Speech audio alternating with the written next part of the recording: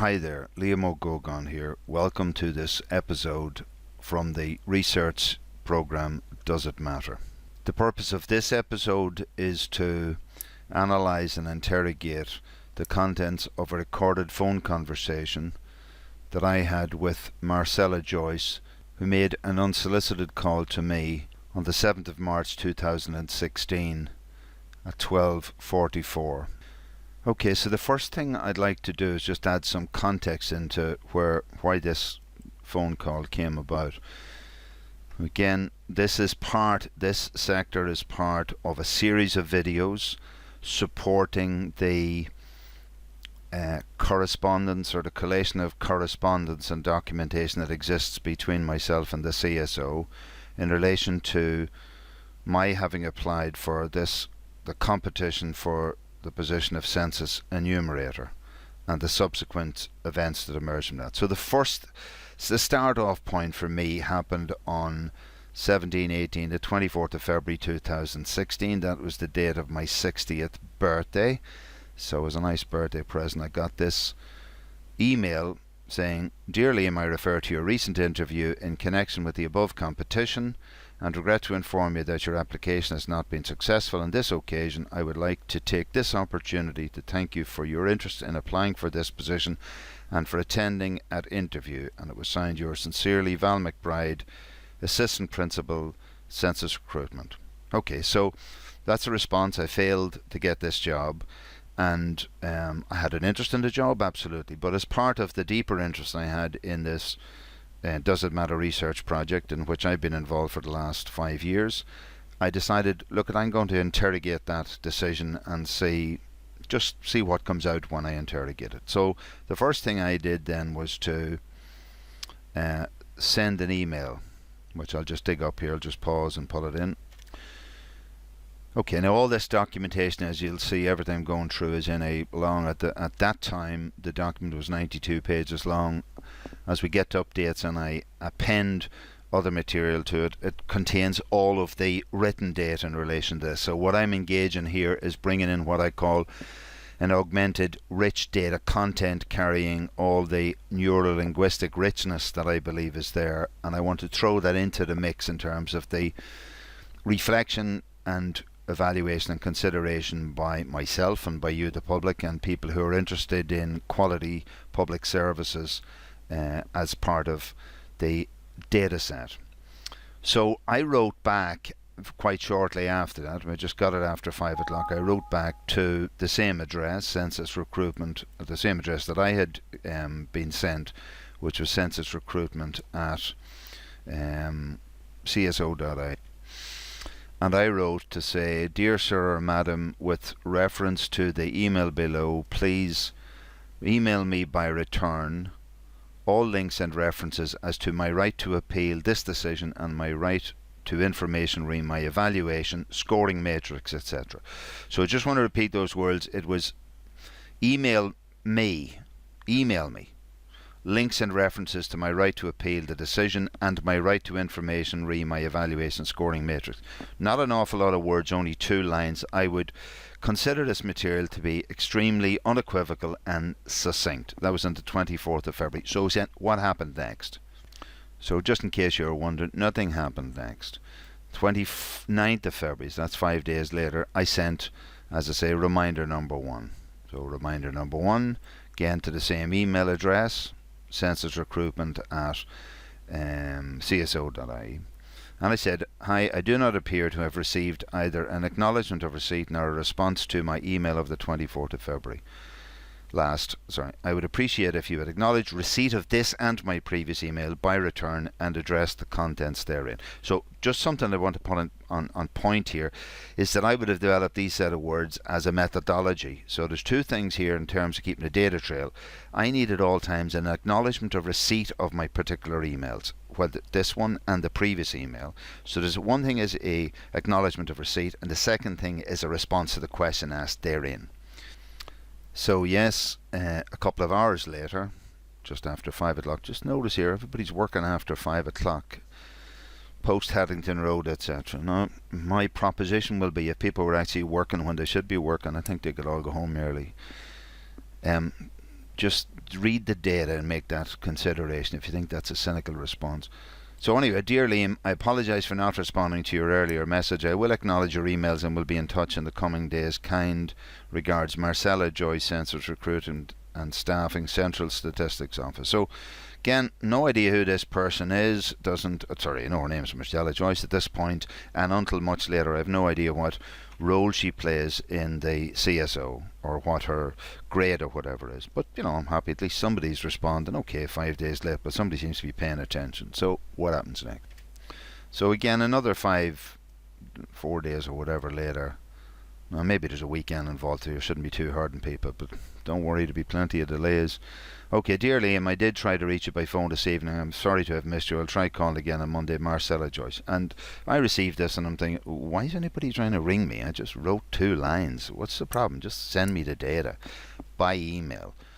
Okay, so this is the next page of correspondence, as you can see, on the 7th of March at 13:19. Now, where I need to go is the conversation which happened just prior to 13:19. So let me just go off and pull up the audio. Okay, so now to give us a bit of context. So what happened was, and I'll be able to zoom in on this in post-production, on the 7th of March 2016 at 12:44, I received an incoming call. I had been sent an email saying I will ring you Monday or whatever, but I had no sense of why is anybody trying to ring me. So I was quite surprised to hear this voice. So I had no pre-work up. To be honest with you, I honestly, I was involved and have been totally distracted by this census enumerator project in terms of my core passion of trying to focus on this does it matter research and the production, very complex and time consuming production of material and research data in relation to this of other projects and case studies over the last 5 years. So I didn't expect to be doing any of this, to be honest with you. You might ask, why was I recording things? Because as I said to these people, I record everything. If you follow the case studies and I'm involved, and I think at some point you'll get to understand why, and then we have a much larger societal discussion of why are we having to do this, or what's this all about, are there ways forward? And again, it goes back to this, my concept of the ISO HALO project, and the idea of building a high trust society, which we certainly don't have at the moment. Anyway, that's an aside. What I want to do is I want to go into this conversation. So remember, I start off having a clue who this is coming in. So let's just see how it develops. All right. Hello? Oh, hello, Liam. Hi. Hello, Liam. My name is Marcella Joyce. I'm calling you from Census Office in Swords. All right, thanks. Yeah, Hi, I saw your email this morning. Sorry, yeah. Okay. Kind of dragging out a little bit. Okay, Liam. Now, just to say that I said this morning, so there must have been a missed call I saw on my phone earlier this morning, but I didn't know who it was. Dragging out a little bit. Okay, Liam. Can you maybe tell me a little bit about your issue with regard to your interview, or? Now that's really it. Just looking at from an opening remark, I wrote a very simple email. Let me just go to look at the email. Pause a minute. Okay, so this is the email I wrote, the original email.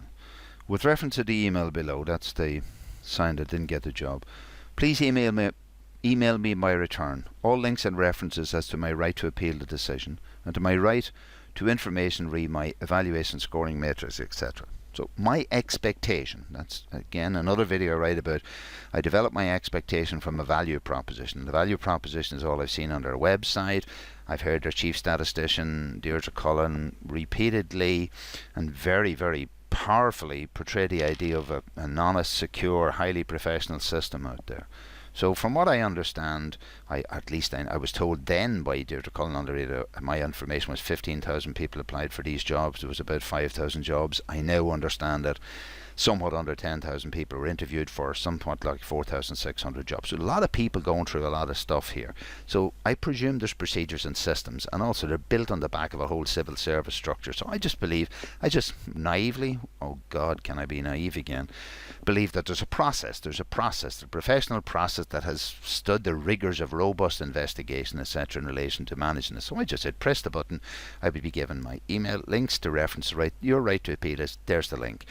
there's your scoring matrix. This is all you're entitled to. Bye-bye. Do what you want to do next. I don't need to talk to anybody about this. So let's go back. Why is she starting off the conversation like this? Your issue with regard to your interview, or just try and get a better feel of what is it you want to achieve.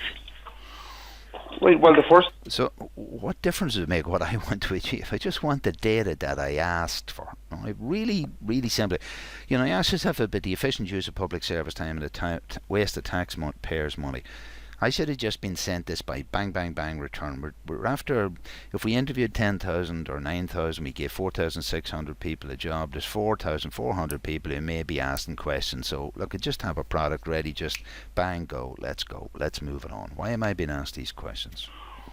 Well, the first thing I wanted to achieve was feedback. Okay. I presume there's a feedback, and I presume there's a process of feedback. And, my feeling was I'm unhappy with the outcome of that. I'd like that reviewed. And mostly I'm interested in, one, the presence of a process, or the existence of the process, finding out what the process is and being able to avail of that. Yeah. So, when I said that, was that unclear? I just want to know from my email, was it? Well, you were mentioning appeal. So just before we go there, again, look at, it's important. I need to, this sounds like I'm wearing a dead drum here, but these people in themselves have evaluated me as displaying average communication skills at interview.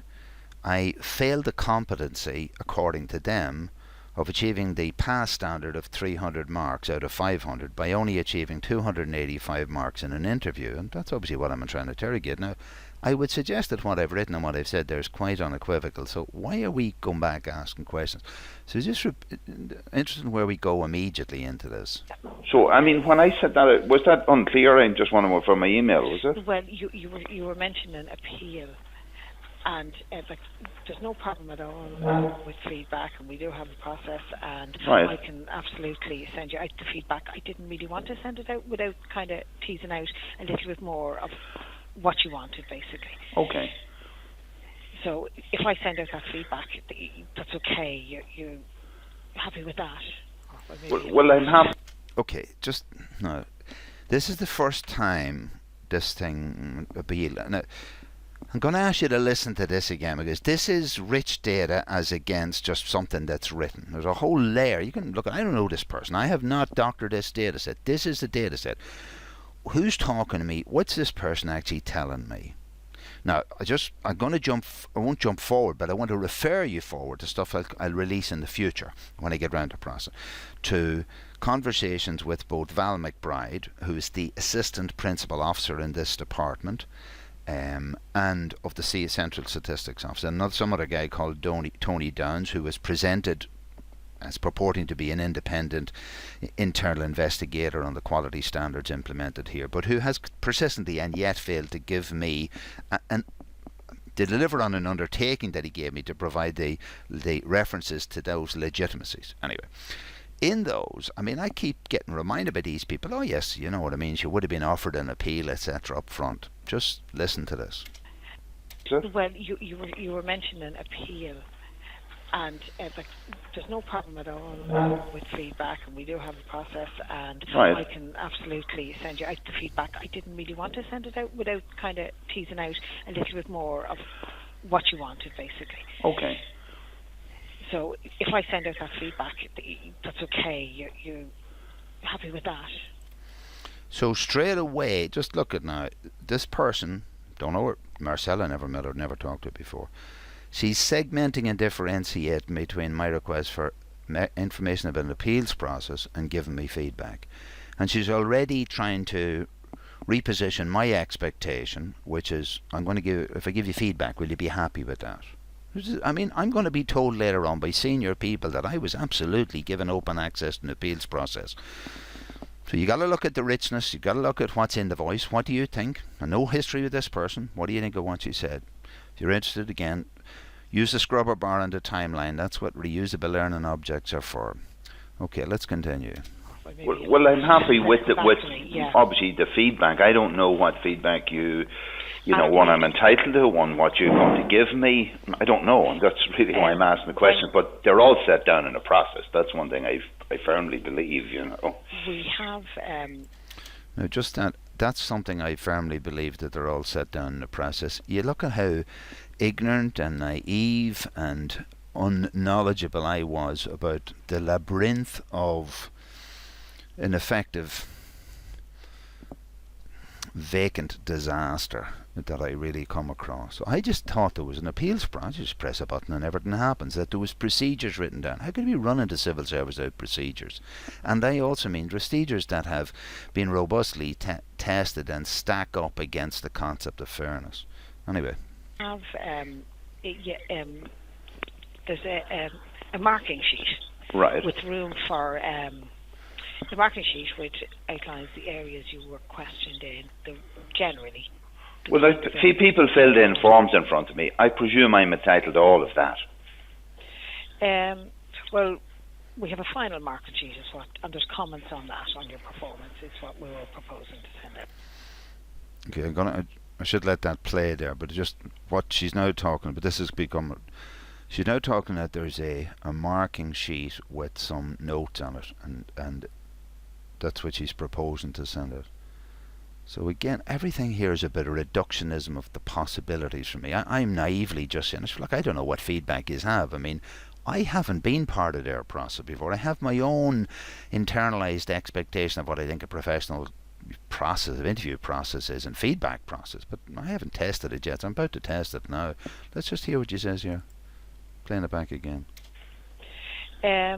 Well, we have a final marking sheet, and there's comments on that, on your performance, is what we were proposing to send out. But it's generally, if someone looks for feedback, that's all we send.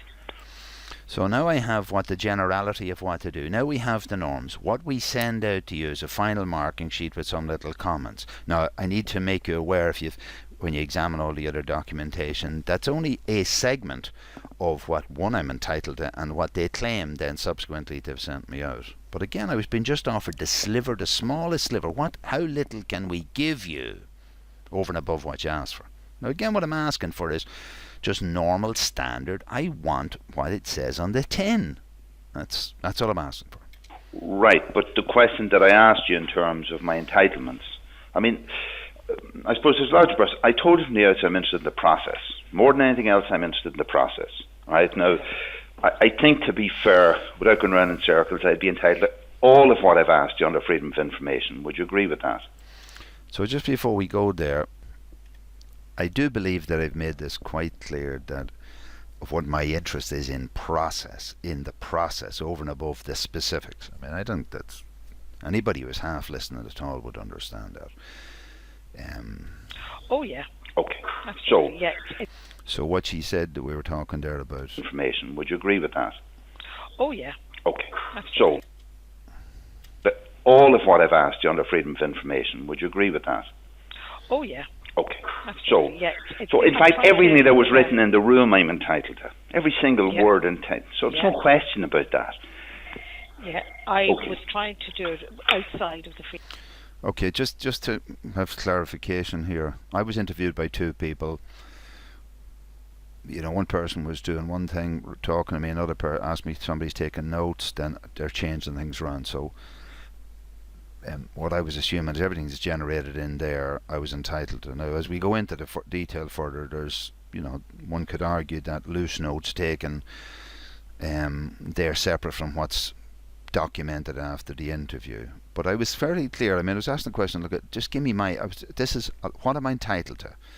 On will the catagum, no on will the cartagum. In other words, I'm differentiating between, am I getting your permission to see something, or do I have a right to see something? And if I have, can I just get it, please, and can we move on? And why are we having this conversation? Yeah, I was trying to do it outside of the freedom of information. Well, we don't need to do this.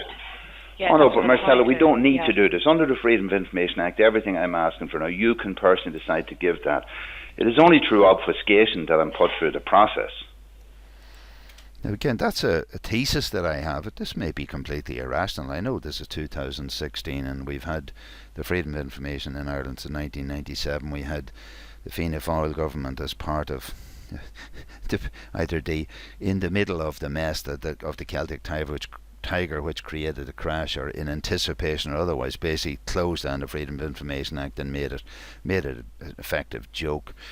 And the fact that bodies had then spent all their time learning how to beat the act, which is directly in contradiction to the spirit of the act, as they used to say. So I was simply I presume that I'm entitled to all the stuff under FOI. I haven't I've dealt with FOI a lot in the past, not so much in this present computerised era, which empowers me somewhat more as a citizen.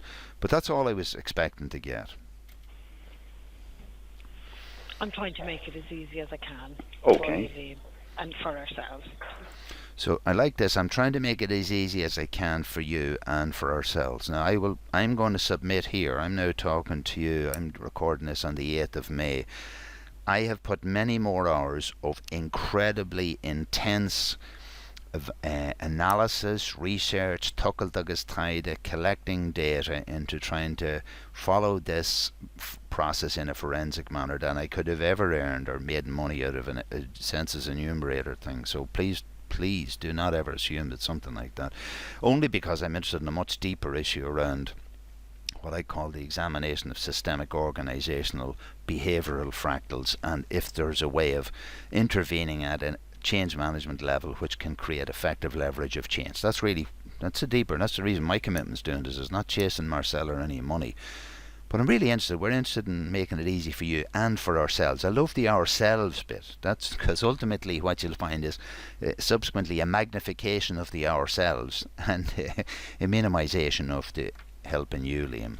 So right. What I'm saying is, if I send out those marking sheets, right, does that solve your query or your answer? Or does that answer your query? Now, you see all these pregnant pauses there. Just listen to this, because there is that little pause. So, right. What I'm saying is, if I send out those marking sheets, right, does that solve your query or your answer? Or does that answer your query? Now, look, I'm only entering into this fresh. No idea. Look, sounds a bit iffy to me. What I'm being told. Look, if someone is selling you product or something, ringing you with that approach, I'd have real problems. Anyway, I'm not too mindful at that stage like I am now. My ears weren't pricked up as much as they are now, but can anybody really believe that this is somebody trying to help me get information? Like, does the word obfuscation cross your mind at all in relation to this? Well, can we just hold that for a side? I think you mentioned the other aspect of an appeal. What's my process in terms of seeking a review or appeal on that decision? It's not something we've come across really very much. Sure. And because of the nature of the contract is part-time and it's 10 weeks, and to go through an appeal procedure is not a practical solution, I would imagine, to the issue, because the contract will have expired almost by the time. Right. I know, looking at Marcella, I'm not stupid. Okay. I just want to stop. I'm going to play this particular segment. I'm going to zoom in on it. I'm going to play this segment 2 or 3 times. I don't apologise for it. And I'm addressing this specifically to Val McBride, Assistant Principal Officer. I'm addressing this specifically to Tony Downs, the purportedly independent investigating officer. I'm doing it to Ken Kennedy, the purportedly customer relations officer or whatever. And most importantly, it's personally to you, Pádraig Dalton, the Director General of the CSO. And what I'm saying to you is that I have been sold this pup persistently afterwards, is that I was absolutely offered the opportunity of an appeal. So I'll play it to you 3 times, because, we've God the Father, God the Son and God the Holy Ghost, and I'm used to looking at the shamrock and the 3 leaves of the shamrock, and there's 3 parts of the Irish flag: the green, the white and the orange. So I'm doing it 3 times, so just hang with this. Appeal. What's my process in terms of seeking a review or appeal on that decision? It's not something we've come across really very much. Sure. And because of the nature of the contract is part-time and it's 10 weeks, and to go through an appeal procedure is not a practical solution, I would imagine, to the issue, because the contract will have expired almost by the time. Okay, that's the first time. Listen to this again. Number 2. Appeal. What's my process in terms of seeking a review or appeal on that decision? It's not something we've come across really very much. Sure. And because of the nature of the contract is part-time and it's 10 weeks, and to go through an appeal procedure is not a practical solution, I would imagine, to the issue, because the contract will have expired almost by the time. Okay, so that's my second time. So we've done God the Father, God the Son. Now we want to go do God the Holy Ghost here, right? The third and final review of this. And just ask yourself here, after you've been processed through this a couple of times and you're the client saying, what's my opportunity to appeal here? Ask yourself, folks, really, as a member of the public, can you put your hand on your heart? And can you, all you senior guys that I'm addressing to this, and I've given up on you, Marcella, have to say, sorry, but I've given up on you because you've gone walkabouts. Do you really believe that I was being offered an appeal here? Or even, you remember I originally, just want to jump back, I'll jump across, God, I manage this technically, yeah, I said, all links and references as to my right to appeal. Like, I either have a right or I don't have a right to appeal. That's all I was looking for last time. What's my process in terms of seeking a review or appeal on that decision? It's not something we've come across really very much. Sure. And because of the nature of the contract is part-time and it's 10 weeks, and to go through an appeal procedure is not a practical solution, I would imagine, to the issue, because the contract will have expired almost by the time. Right. I know, looking at Marcella, I'm not stupid. I'm aware of all of that. Now, just before we just start from this very start, I mean, the feedback will show that either I was incompetent in certain areas or it won't. Now, I'm not asking you, obviously the feedback will state that, and I will have achieved less or equal on the required marks. In other words, for example, if I was incompetent in a certain area that couldn't fulfill the contract, then I would have no complaint. All right? If there's anything that obvious, that's fair enough. I mean, I can accept all that. If I fail to meet a particular requirement, I'm not, obviously I haven't seen the data and I'm not aware of that.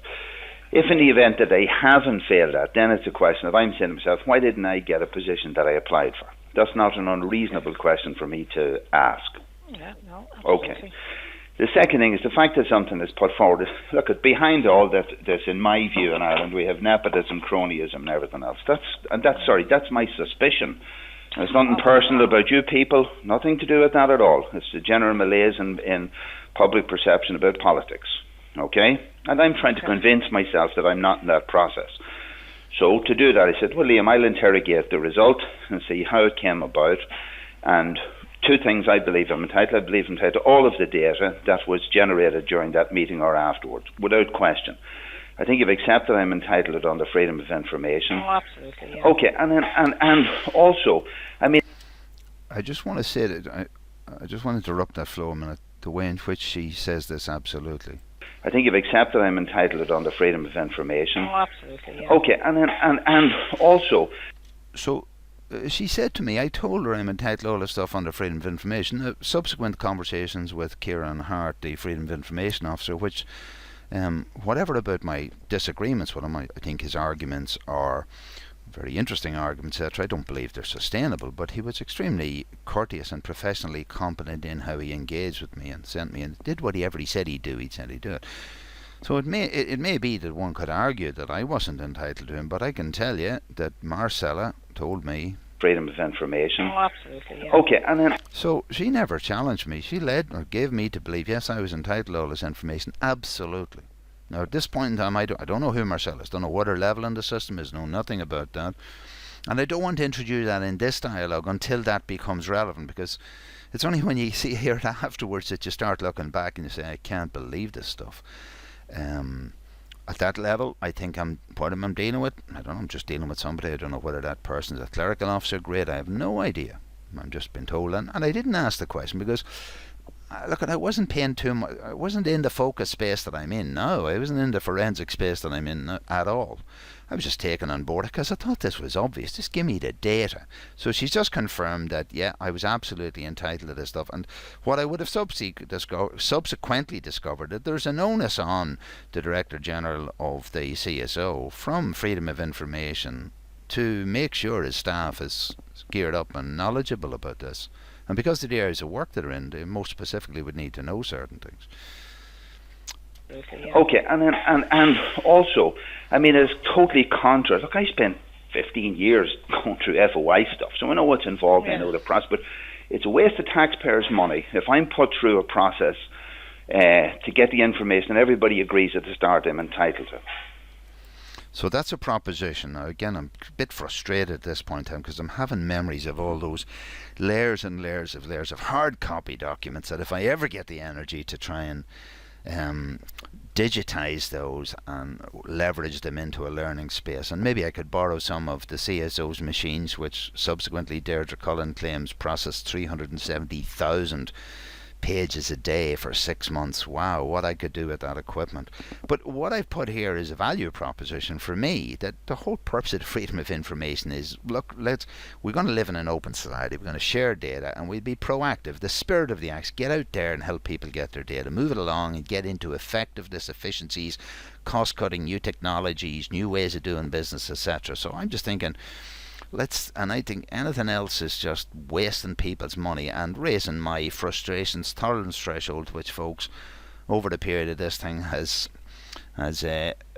sort of spilled over in lots and lots of times, and I have to go off and decant myself somewhere by just walking the shores of the beautiful Wild West. The Wild West. Yeah, the Wild West. The Wild Atlantic Way. No, it probably is. It should be it's wilder than the wild. Anyway, the beautiful Wild Atlantic Way. So wherever you're listening to this, and you're listening to this on YouTube in the world, if you want to chill out after being really mentally tortured by this stuff, just walk the shores of Donegal. Beautiful. Up here it really is different, but it shouldn't have been different in terms of the way they ran the process, by the way. Not that different. That's an absolute... I mean, there's no position to defend here. In terms of your business. If I'm entitled to information, I should be entitled to it from day one. Would you accept that?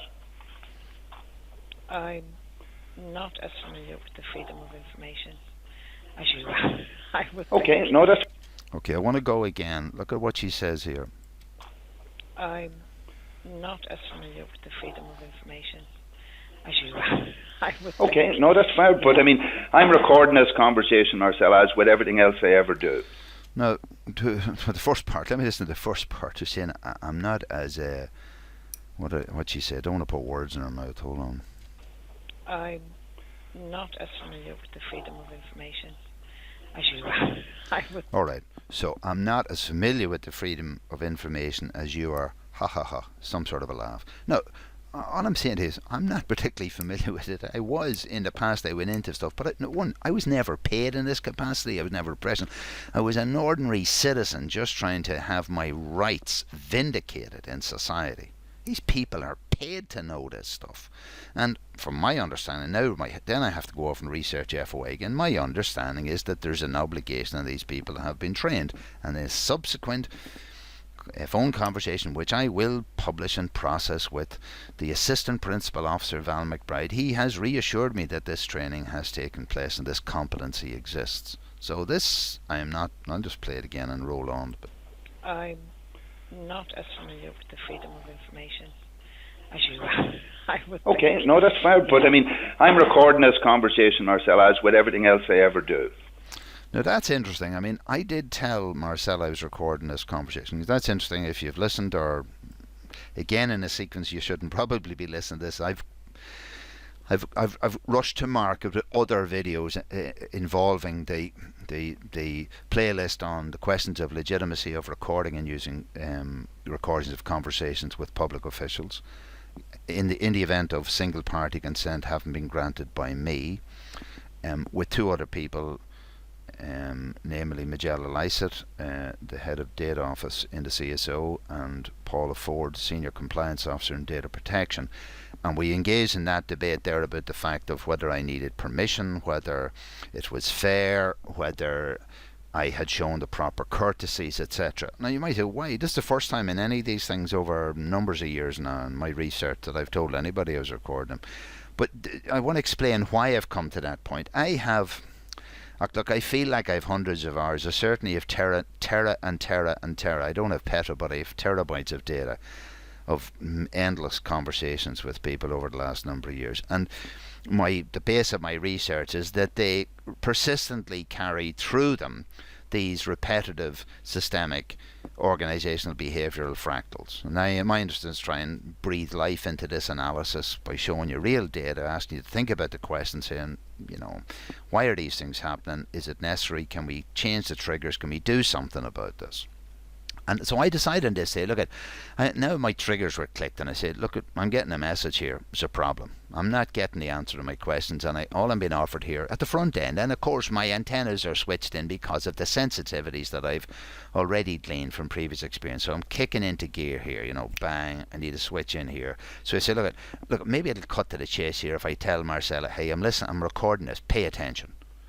Now, from then on, nobody has ever paid attention to this process. But, and it wouldn't make any difference to me whether I told her or not. I don't feel obligated to tell her. In fact, the only desire I wanted to tell her was I really thought she might switch on from what I'd already experienced and say, okay, why don't I just do what I'm asked to do? Now, if the guy's not entitled to it, don't give it to him. If he is, give it to him and let's move on. So this was, I did tell her at the time, although I don't seek this I don't offer that in any justification or claim of any sort, except that I'm really surprised nobody's paid attention. Okay, and from the outset I want it to be known that it's a waste of public money if I'm put through the hoops waiting for something that I'm entitled from day one. So I accept that if you're not familiar with the detail. Okay, so you can hear there the tension in my voice raise, and obviously this, having never spoke to her before or whatever, this is, if you've done this sort of stuff for 5 years, it's like, it has to be very politically correct of whatever I'd say, but it's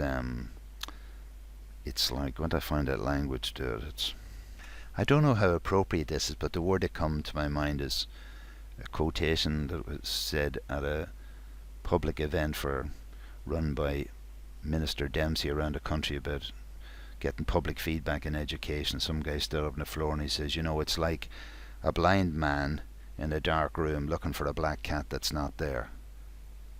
That's the sort of stuff I'm involved in. So I've been doing that for a number of months. I can assure you'll get to a level of frustration that I've just expressed there, and that's just a raising of my voice. Anyway, continue. Absolutely. You'll have a Freedom of Information officer in your department and you can cross-check that with them. Yeah, okay. So can I suggest from your perspective you check out what I'm entitled to? So again, here's what I'm trying to say. Look, cut to the quick here. I'm not in the business of worrying whether Marcella, at that time, don't know who she is, has any training in FY or not. They've got paid people, and she acknowledged that. And when I turned to Kieran Hart later, I found, the guy is obviously that's what he does, and he seems to be. Well, I disagree with him. I think he seems to be quite interested in what he's doing, competent, and he's certainly very professional in terms of how he dealt with me. And I don't think he would have refused to answer our question. So I was just saying, look, rather than getting into wrangles with me, why don't you go off and find out what I'm entitled to? Let me know the update. In fact, I could learn from you. I don't want to be going off reading the acts. And give me whatever I'm entitled to. And if I'm not entitled to something, one thing I never ask for, I never seek for something I'm not entitled to. If I'm not entitled to it, I don't want to be treated different to any other citizen in the country. Is that reasonable?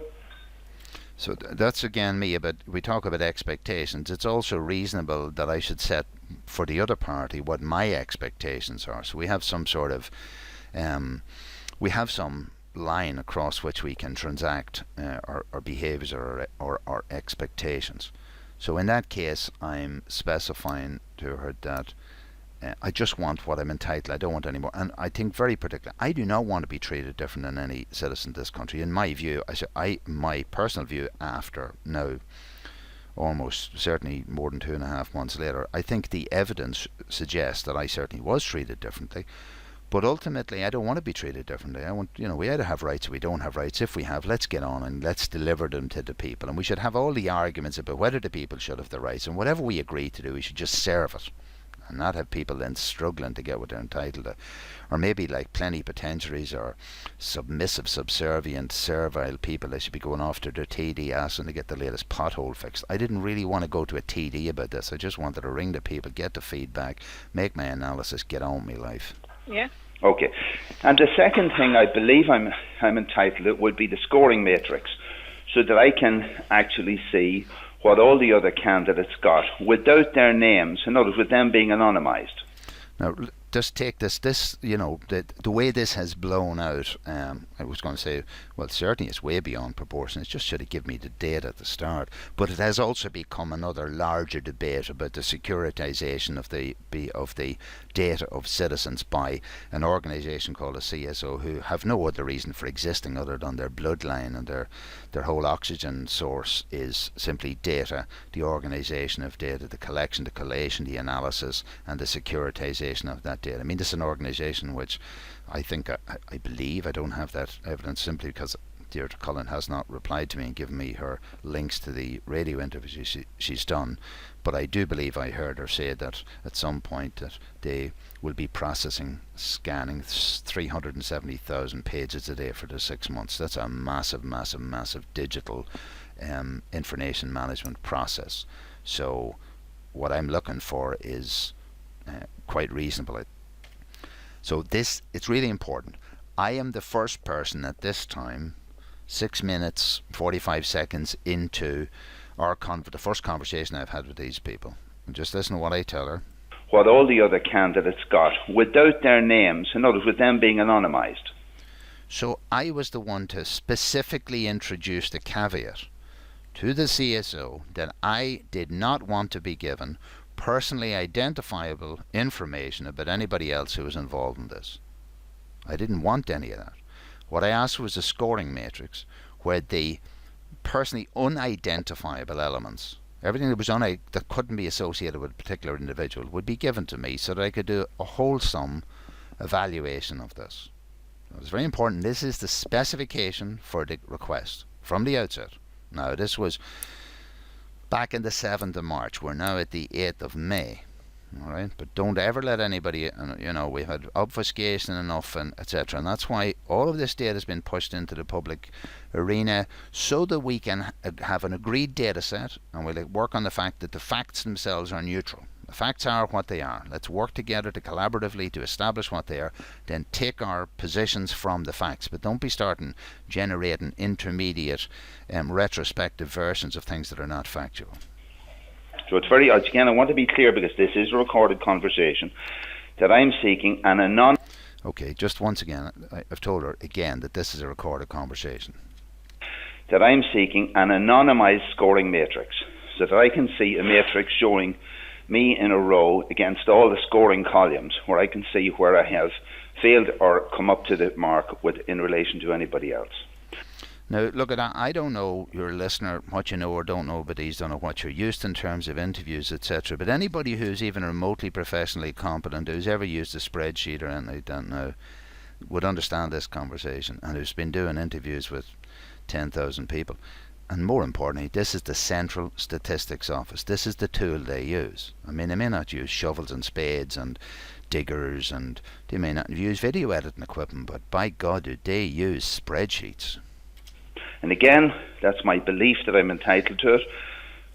But if you're writing back and say to me, you are not entitled to this under X, Y, Z, that's fine. I don't have a problem. You know, we should all be agreeing on a process and a procedure that exists. It's nothing to do with either of us. Is that reasonable? I'm listening to this now some 2 months after, just 2 months, it was the 7th of March. And I can hear I recognise the increased ventilation issues that I have there. I can hear the tension in my own voice, like I was in a kitchen having a cup of tea or something. I mean, I wasn't in a stressed out situation. That's why I chose early retirement, so I could have a different style of life operating at my pace. And I'm now, you know, my blood pressure's been raised simply because I've asked a simple question, and I can see the down, slippery slope, red pill, blue pill stuff that I'm getting invited into by this person. Yeah. Okay, just what does that yes in relation to? Yes, it's nothing to do with either of us. Is that reasonable? Yeah. Okay, so again, she confirms. Let me just take the full play of that. Now, we should all be agreeing on a process, on a procedure that exists. It's nothing to do with either of us. Is that reasonable? Yeah. There's no pressure on Marcella. Yeah, she agrees. And I keep thinking, if we're all agreeing, why don't we just get on with it? How did I get to where I am now? If that was the basis we started from, how did I get to where I am? And you're the viewer. I'm going to put all the data material. I put all the data set available. I put it into the public space, despite the fact that those in authority are trying to suppress this. And I'll ask you to think about this. Is this fair? Is this reasonable? Is this how you would treat other people?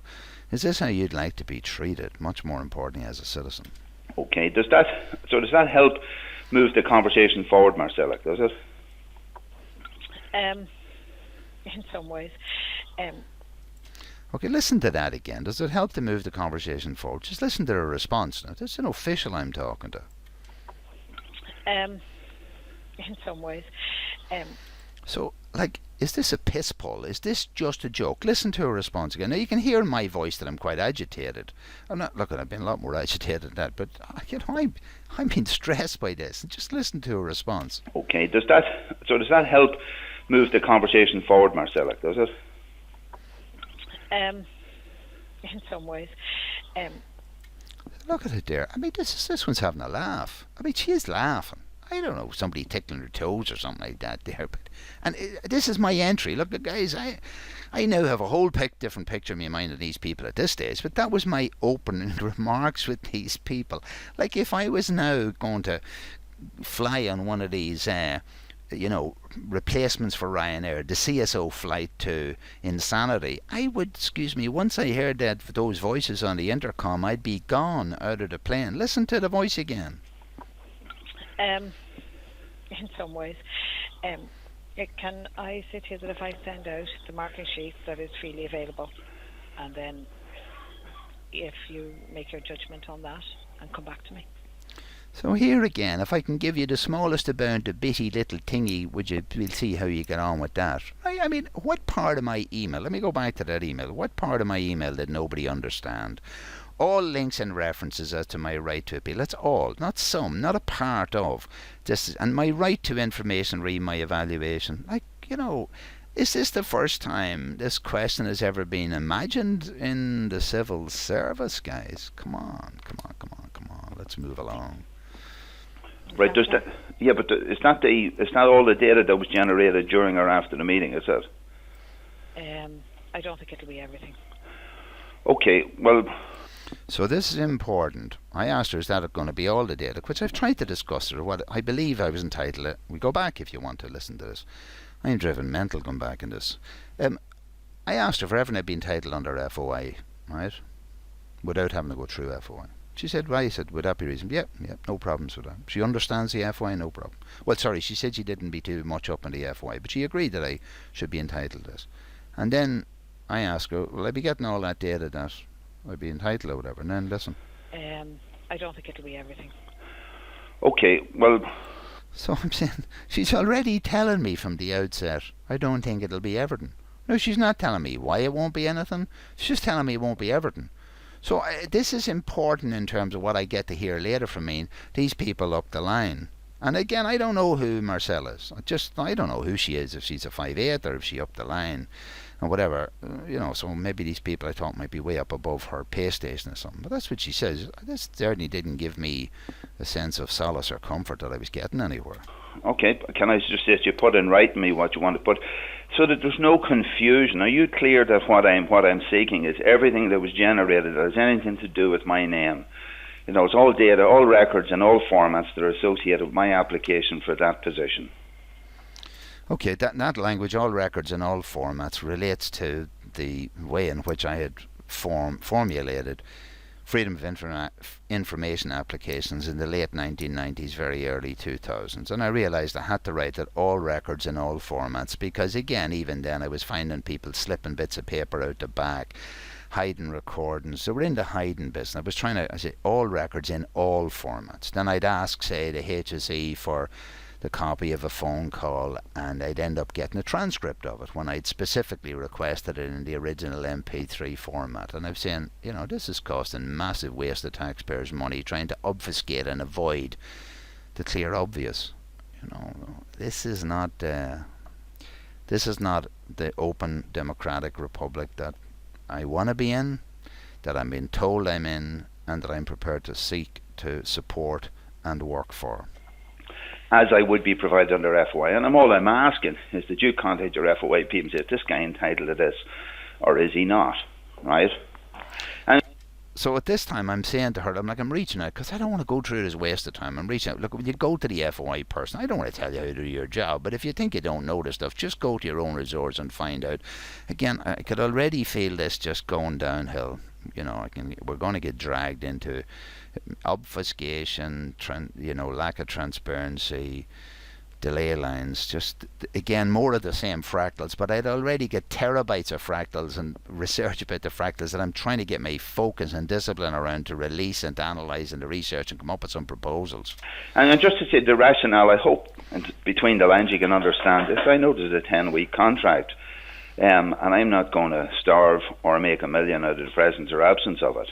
But I mean, my personal interest as a citizen is to try and ensure proper standards in public service. That's my passion, okay? And I think in order to do that, the system should be wide open to say, look, we want to be in a transparent situation. We want to show that this is a fair and transparent situation, that anybody applying for that type of position anywhere should be entitled to a fair run at it. Now, I think I'm, again, quite clear. And what's striking me is I'm listening to this now. So I'm listening to this, and again, it's really interesting in that sort of Peter Kolb learning cycle, that continuous reflection on your reflection. I mean, I'm quite intense at that point. I'm locked in, I'm in detail, and all I've heard from her voice is laughing. And I was thinking, maybe it's a bit early in the morning or late in the evening. It's 12:44, just coming up to lunchtime. Like, it actually sounds to me as if the person on the other side of the line is on some sort of laughing gas. Do you know that? Yeah, that's what I think. Now, look, that's a projection. I just use laughing gas as something that might be fairly innocuous. But that's the sense that I'm getting in that conversation. I mean, is that a reasonable expectation, is it? Yeah, no, that's fine. Yeah. Right. So as long as you understand that's the objective that I'm trying to, you'll have a particular objective. It's not just to make yuppie stuff, Okay. So maybe maybe you'll reflect on that. Yeah, let's just look. I just want. Okay, I'm speaking here, but I want you to listen just briefly to her two interjections in that last sort of utterance period. Let me just try this here. I mean, is that a reasonable expectation, is it? Yeah, no, that's fine. Yeah. Right. So there we are. Is it a reasonable expectation? And very rapid. Yeah, that's fine, no problem. And I'm thinking, is this person hearing me at all? And I look at him. Obviously, I can't be unaware of what I'm aware of now. But that's what I was thinking even then. So as long as you understand that's the objective that I'm trying to, you'll have a particular objective. It's not just to make yuppie stuff, Okay. And there she is. Okay. Look at what's really going on. Now, this is what I'm thinking about this